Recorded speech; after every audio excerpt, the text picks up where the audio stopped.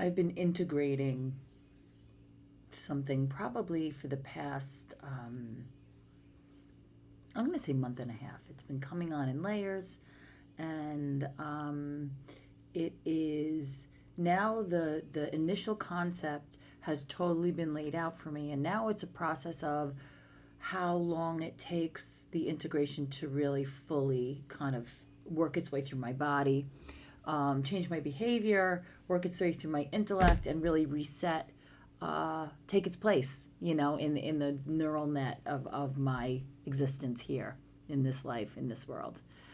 And it is one that has dramatically shifted me.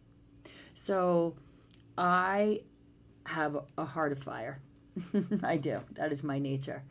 And for a long time, that heart of fire led with the tip of a sword. It was a sword that cleared the way for me. It was a sword that cut through things that I didn't want to see. It penetrated my lies. It was a absolutely armed kind of combat, and it was completely necessary. Every step of it was completely necessary.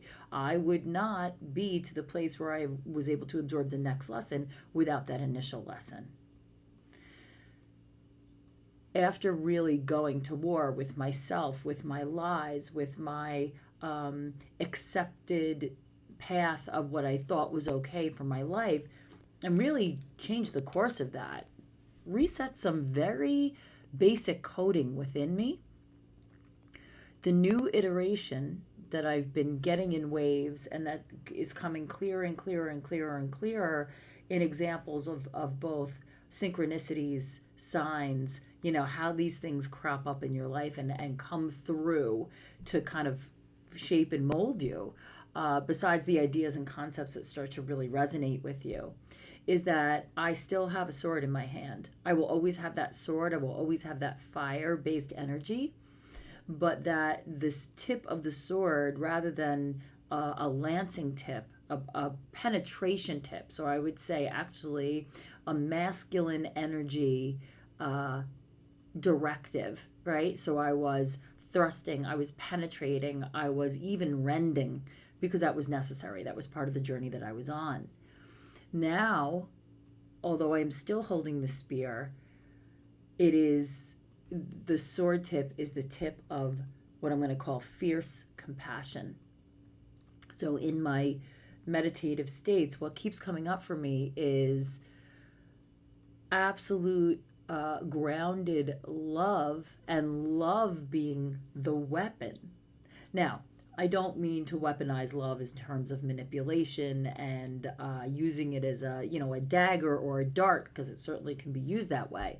What I mean is, rather than going to war in a combative way, the war has now taken a shape of how much compassion and real, true love and trust can I show myself, so that I can bring forth and help others bring forth exactly what they are supposed to lead with. So either that means arm them so they can do their initial battle, or maybe help them graduate to the point of deeper healing through compassion. And the reason that compassion has this fierce edge is because, first of all, it encompasses dark and light together, right? So I tend to feel that if you are like just love and light, and you are not encompassing or acknowledging your shadow, you're suppressing it.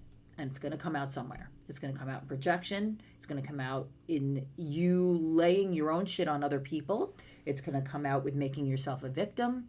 And that's part of, the lack of victimhood, and the ultimate responsibility is part of what I'm saying about fierce compassion.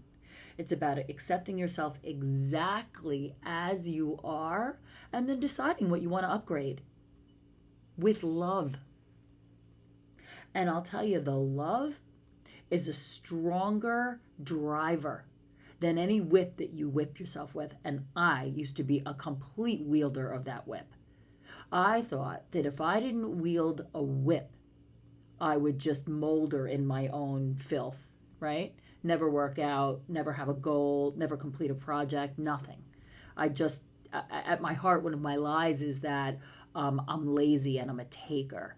And although every day of my life I'm producing something, I am a creative. That is one of the lies that I tell myself, to put myself in a state of inactivity and victimhood. But in order to really enact yourself that way, it can't come from that compulsion of dagger tip, because you're really holding yourself hostage then. To really take responsibility is to love yourself to action. And that sounds so kind of cliched, but I have to tell you, my love is not, my love for myself and my love for my people is not soft. It's fiery, it's active, it's driving, and it's pointed. So, what I wanted to bring forth today is that the tip of your spear, that the driver behind you, I ask you to review what that is. Some people use rage to drive them. And I would say that, first of all, I feel that rage is really buried sadness that you have not healed, or grief. As a surface propeller, it can be amazing. I mean, how awesome is a workout when you're pissed off? Like I do ball slams like I'm absolutely smashing somebody's head to bits, right? It's very satisfying.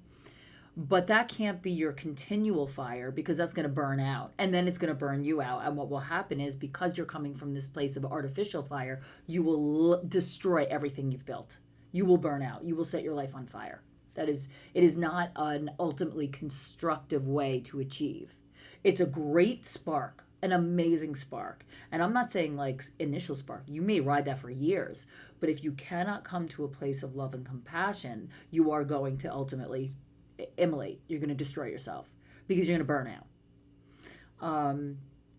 Or if you do it through shame, through a competition, I'm not as good as, a sense of unworthiness, again, those things can spark action, they can spark change, but they're not going to allow that change to really endure and become part of your life, because you're still looking for the completion of it from the outside in. Only through really true responsibility, self-love, and this sense of fierce compassion can it be an inside job.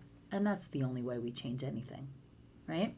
So, and body of truth, the only way to get these concepts really all the way through your body is you have got to use embodiment exercises to do so. And I'm going to focus this week on some of the exercises that I use to really make sure that my body is in alignment and resonance with what I'm experiencing. Every day I am not in alignment.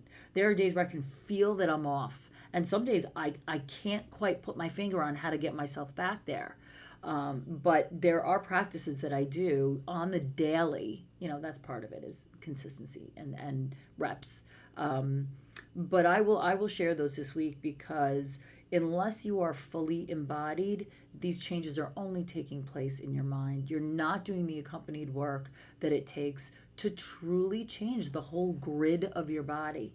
And if that's the kind of deep change that you're after, stick with me. And maybe some will resonate, and some, I would say that the ones you're like a little bit like, no, that one's not for me, is probably one you should look at. So we'll hopefully we'll kind of hit on something this week. And I wish you a fabulous Monday, and I will see you tomorrow.